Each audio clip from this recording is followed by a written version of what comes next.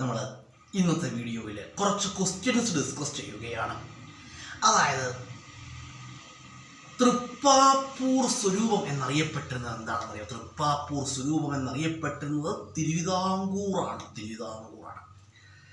അതുപോലെ ഇളയെടുത്ത് സ്വരൂപം എന്നറിയപ്പെട്ടിരുന്നത് കൊട്ടാരക്കരയാണ്.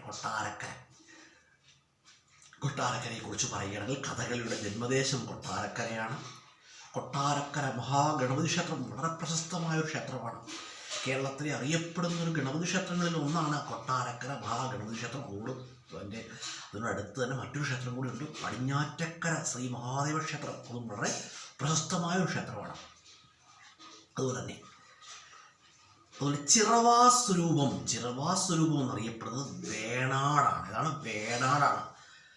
അതുപോലെ തന്നെ പറയുകയാണെങ്കിൽ നെടിയിരിപ്പ് സ്വരൂപം കോഴിക്കോടാണ്. അതുപോലെ കുഞ്ഞാലിമരക്കാരുടെ സ്മാരകമൊക്കെ എവിടെയാണ്? ഇരിഞ്ഞൽ, കോഴിക്കോടാണ്. അരിങ്ങോട്ട് സ്വരൂപം എവിടെയാണ്? വള്ളുവനാടാണ്. അരിങ്ങോട്ട് സ്വരൂപം എന്ന് അറിയപ്പെടുന്നത് വള്ളുവനാട്. അതുപോലെ തന്നെ